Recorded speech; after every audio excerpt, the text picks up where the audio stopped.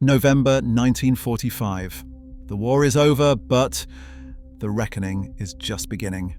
In a bombed-out German city, the architects of the Third Reich sit in a makeshift courtroom facing their accusers. For the first time in history, the victors have chosen law over vengeance, putting an entire regime on trial before the watching world. What unfolds over the next 11 months will reshape international justice forever, define the meaning of crimes against humanity, and force mankind to confront the darkest chapter in modern history. When Germany surrendered unconditionally on May 8, 1945, the Allied powers faced a question without precedent. Adolf Hitler, Heinrich Himmler, and Joseph Goebbels had already escaped justice through suicide in the final days of the Reich. But thousands of their collaborators remained alive, from high-ranking generals and government ministers to industrialists, propagandists, and concentration camp administrators. The scale of Nazi crimes was staggering, encompassing aggressive war across an entire continent, systematic genocide, slave labor, medical torture, and the planned extermination of entire peoples. Simply executing captured leaders without trial, as some had proposed, risked reducing the Allies to the level of their enemies. The alternative was something the world had never attempted: an international criminal tribunal, where sovereign officials would answer for their actions under the rule of law. The groundwork for such a tribunal had been laid during the war itself. At the Moscow Conference in October 1943, President Franklin D. Roosevelt, British Prime Minister Winston Churchill, and Soviet Premier Joseph Stalin signed the Declaration of Atrocities, warning that those responsible for mass executions and war crimes would be returned to the countries where they committed their crimes to face local justice. The declaration specifically warned that German officers and Nazi Party members would be pursued to the uttermost ends of the earth. But by 1945, it was clear that the scale of Nazi atrocities demanded something more comprehensive than local proceedings.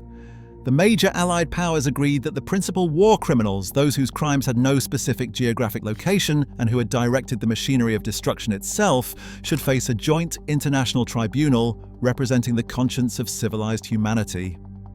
Negotiations over the tribunal's structure were contentious, reflecting the different legal traditions and political interests of the victors. The Soviet Union, devastated by the German invasion that had killed 27 million of its citizens, initially favored a show trial with predetermined outcomes, modeled on the Moscow trials of the 1930s. Moscow wanted to demonstrate Nazi guilt and build a case for massive war reparations.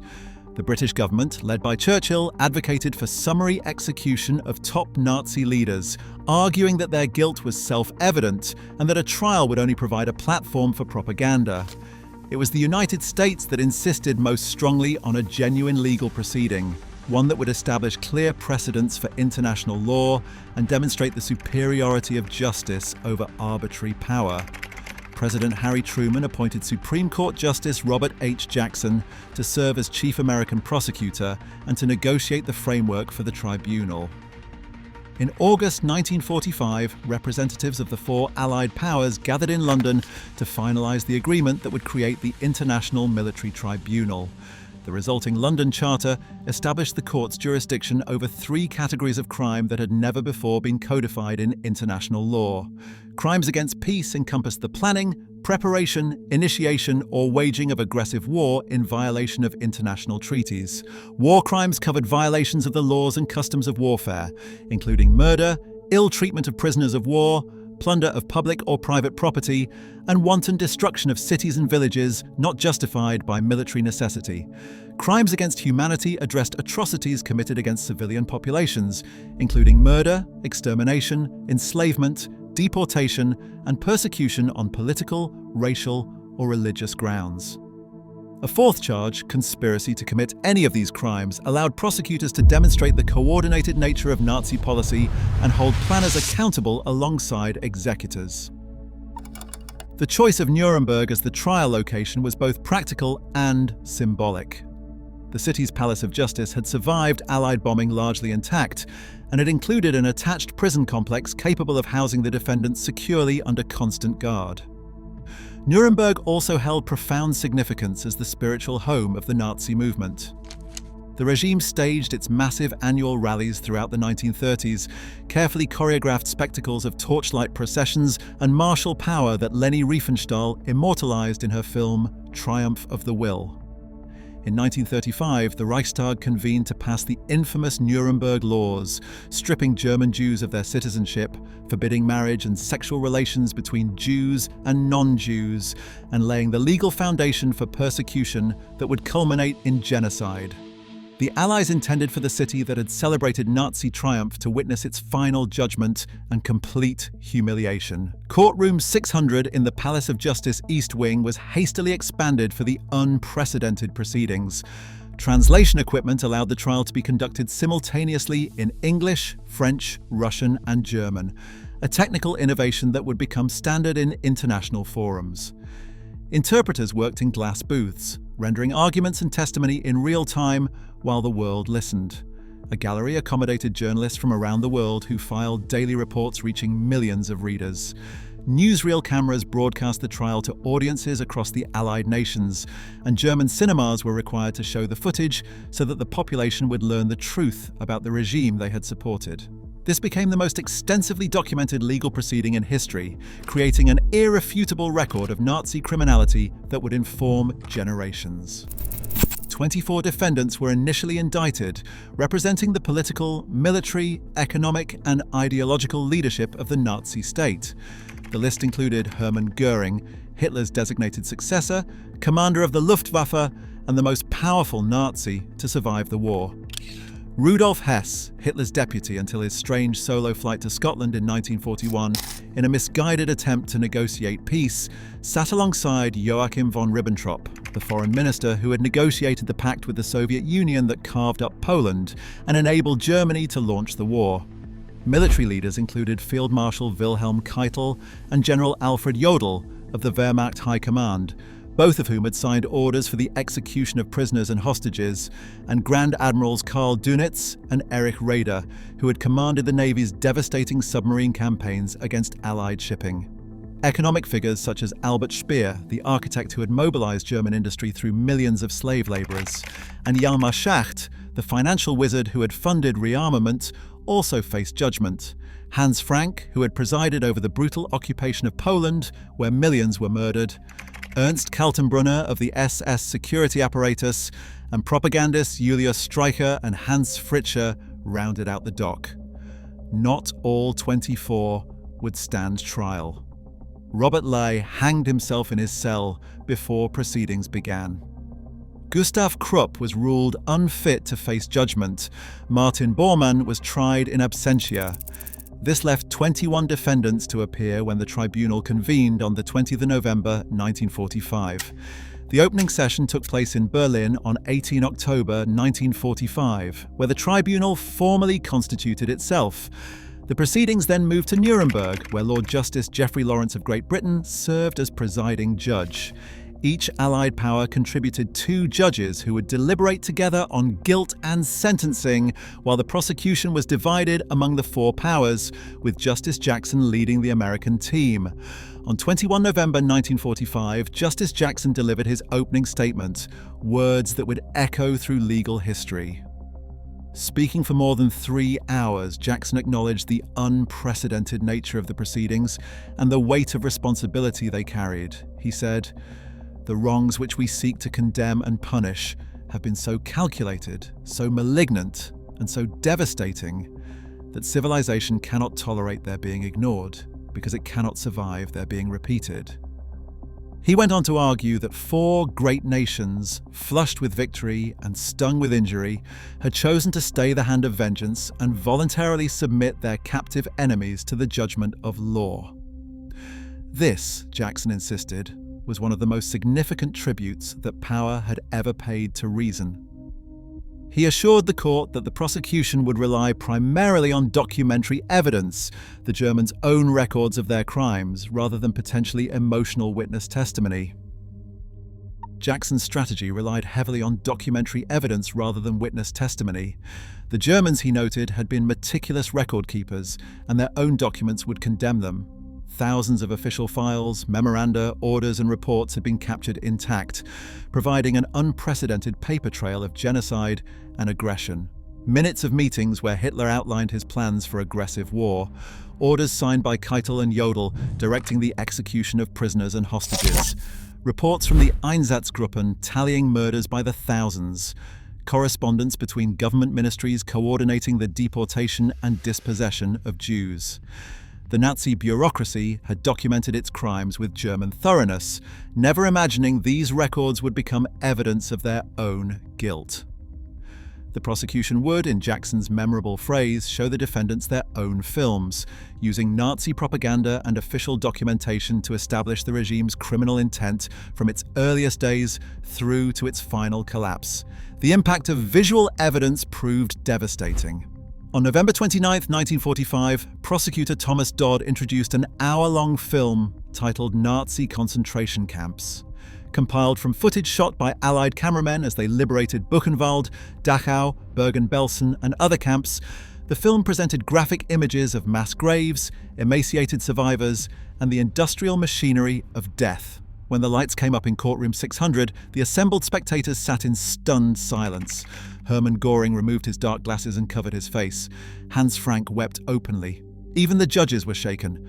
The tribunal adjourned early that day, and the human reality of what had occurred under Nazi rule could no longer be denied. Additional films followed over subsequent weeks.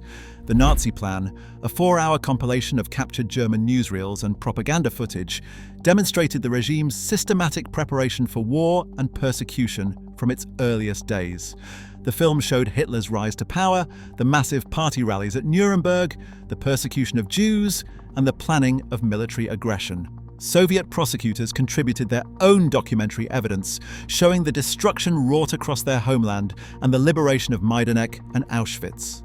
The cumulative effect was overwhelming. Whatever legal arguments the defense might muster, the visual record of Nazi crimes spoke with undeniable force. The prosecution's case unfolded over months, with each Allied delegation presenting evidence related to its particular concerns. The Americans focused on the conspiracy to wage aggressive war, tracing the development of Nazi plans from the party's earliest days through the invasions of Poland, France, and the Soviet Union.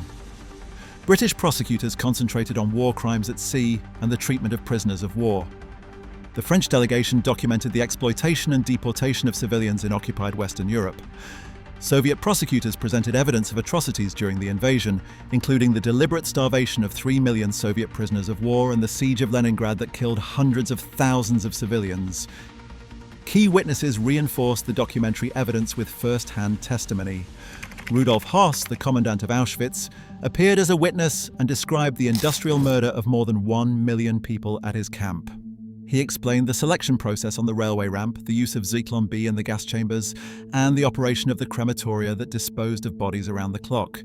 His calm, bureaucratic demeanor shocked observers perhaps more than emotional testimony would have. This was what Hannah Arendt would later call the banality of evil. Otto Ohlendorf, commander of Einsatzgruppe D, testified about the mobile killing units that followed the German army into the Soviet Union. Under questioning, Ohlendorf admitted that his unit alone had murdered approximately 90,000 people during its year of operation. His testimony implicated not only the SS, but also the regular military forces that had cooperated with the Einsatzgruppen. The defense faced nearly impossible challenges. Many defendants attempted to distance themselves from Hitler's decisions, claiming ignorance of the final solution, or arguing that they had simply followed orders. This defense ran headlong into the tribunal's foundational principle that individuals bear responsibility for their actions regardless of superior orders, and that participation in manifestly criminal enterprises cannot be excused by obedience. German lawyers mounted often vigorous defenses, challenging the tribunal's jurisdiction and questioning the admissibility of evidence. Hermann Göring proved the most formidable defendant, his intelligence and combativeness challenging Jackson during cross-examination. Göring defended the Nazi regime unapologetically, denying knowledge of extermination policies while justifying German aggression as necessary for national survival. His performance initially rattled the prosecution, but the weight of documentary evidence ultimately proved overwhelming. When confronted with his own signature on orders implementing the persecution of Jews, Göring's defenses crumbled. Other defendants pursued varying strategies. Albert Speer acknowledged responsibility for the regime's crimes, though he continued to deny knowledge of the gas chambers. His apparent remorse distinguished him from the defiant Göring and would influence his sentence. Rudolf Hess claimed amnesia throughout much of the trial before dramatically announcing that his memory had returned. The trial also addressed the criminal character of Nazi organizations. The prosecution sought declarations that the SS, the Gestapo, the SD Security Service, the Nazi Party Leadership Corps, the SA Stormtroopers, the Reich Cabinet, and the Military High Command constituted criminal organizations. Such declarations would facilitate subsequent prosecutions of individual members without requiring proof of personal participation in specific crimes, allowing the Allies to pursue thousands of lower-ranking perpetrators across occupied Germany. The tribunal ultimately declared the SS, the Gestapo, the SD, and the Nazi Party Leadership Corps to be criminal organizations, finding that membership in these groups carried inherent criminality.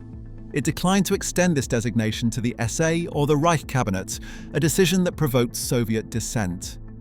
After 218 days of proceedings, during which the court heard testimony from 236 witnesses and reviewed thousands of documents, closing arguments concluded on the 31st of August 1946. The judges retired to deliberate, and for nearly a month the world waited. The verdict was delivered on the 30th of September and the 1st of October 1946, with each defendant's fate read individually.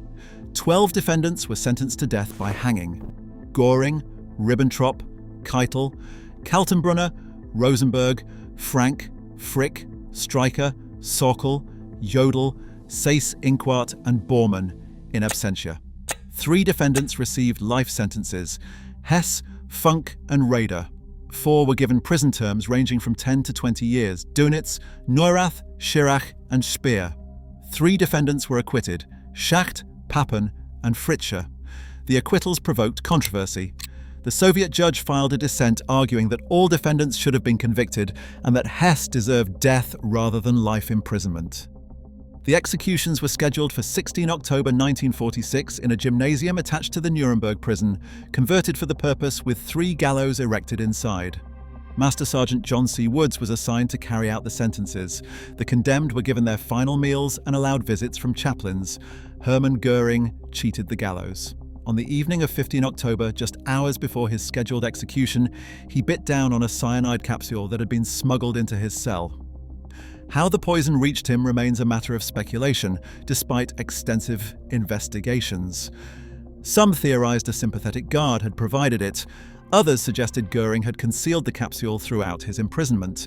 His suicide note declared that he would have accepted shooting as befitting a soldier, but considered hanging inappropriate for a man of his rank.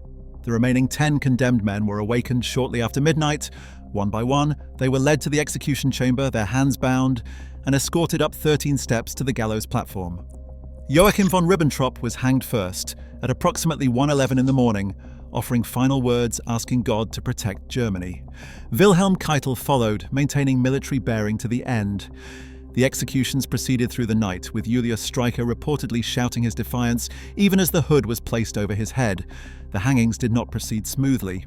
Woods used the standard drop method rather than the longer drops employed by British executioners, and some condemned men strangled slowly rather than dying immediately. Reports indicated some executions took as long as 14 to 28 minutes. By approximately 2:45 in the morning, all 10 men were dead. Their bodies were cremated in Munich, the ashes scattered in an undisclosed tributary of the Isar River, ensuring no grave could become a shrine. The 7 defendants sentenced to prison were transferred on 18 July 1947 to Spandau prison in Berlin, a massive 19th century facility placed under joint 4-power control. The prisoners were numbered rather than named, stripped of rank and title, and subjected to a strict regimen. They were forbidden newspapers, restricted in correspondence, and monitored constantly by rotating guards from American, British, French, and Soviet contingents. The 4 powers rotated responsibility monthly, with the Soviets proving far more rigid in opposing any early release. The prisoners divided themselves into factions based on rivalries that had characterized Nazi politics. Albert Speer and Rudolf Hess remained isolated loners. The 2 former admirals, Karl Dönitz and Erich Raeder, stayed together despite mutual dislike. united by naval tradition. Over the years, inmates were gradually released on medical grounds or after completing their sentences. Konstantin von Neurath was freed in 1954, Erich Raeder in 1955. Karl Donitz served his full 10 years and was released in 1956. When Albert Speer and Baldur von Schirach completed their 20-year sentences in 1966, only Rudolf Hess remained. For the next 21 years, the enormous Spandau complex housed a single prisoner, a Cold War anomaly as the Soviets consistently blocked Western proposals to release him. Hess himself refused family visits for decades. He died on 17 August 1987 at age 93, found hanged in what was officially ruled a suicide. Within weeks, Spandau prison was demolished, the rubble scattered at sea to prevent any piece from becoming a neo-Nazi relic. The International Military Tribunal at Nuremberg was only the beginning of the legal reckoning with Nazi crimes. Between December 1946 and April 1949, 12 additional trials were held in the same courtroom, known collectively as the subsequent Nuremberg proceedings. Unlike the International Military Tribunal, which had been a four-power tribunal, these subsequent trials were conducted solely by American military courts. The doctor's trial began in December 1946, putting 23 physicians and administrators in the dock for murderous medical experiments and the euthanasia program that had killed tens of thousands of disabled Germans. The prosecution documented freezing experiments at Dachau, high-altitude pressure tests, and deliberate infection with disease. 16 defendants were convicted and 7 were sentenced to death. The trial's judgment included what became known as the Nuremberg Code, establishing ethical principles for human experimentation that continue to influence medical research today.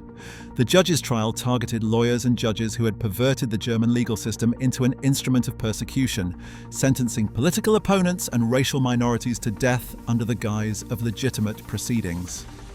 The industrialist trials examined the role of business leaders in exploiting slave labor and plundering occupied territories. Executives from Krupp, IG Farben, and Flick faced prosecution. The Einsatzgruppen trial dealt directly with the mobile killing units that had murdered 1 million people. All 24 defendants in that case were convicted. In total, the subsequent Nuremberg proceedings tried 177 defendants. 142 were convicted, with 25 sentenced to death, though only 13 were ultimately executed. As the Cold War intensified and Western powers sought German cooperation against Soviet expansion, political pressure mounted for leniency. American High Commissioner John McCloy reduced many sentences in 1951, and most prisoners were released by the mid-1950s. Beyond Nuremberg, thousands of additional trials took place across Europe and in occupation zones throughout Germany. Each Allied power conducted proceedings in its own zone, while liberated nations from France to Poland tried Germans accused of crimes within their borders. The British held trials at Nuremberg for concentration camp staff, including the commandant and guards of Bergen-Belsen. The Soviets conducted their own tribunals. In total, the Western Allies prosecuted approximately 5,000 Germans for war crimes, with several hundred executed. The impact of the trials on German public opinion evolved over time. In October 1946, 78% of Germans considered the proceedings fair. Allied authorities made extensive efforts to ensure Germans learned about the evidence, erecting billboards featuring photographs of atrocities and producing newsreels for mandatory screening in cinemas. By 1950, only 38% considered the trials fair. Many Germans came to view Nuremberg as victor's justice. The German churches lobbied for amnesty, and political parties supported the release of those imprisoned. The desire to rebuild, combined with Cold War confrontation, made continued prosecution increasingly unpopular. The German judicial system also eventually confronted its own past, though the process was slow and incomplete.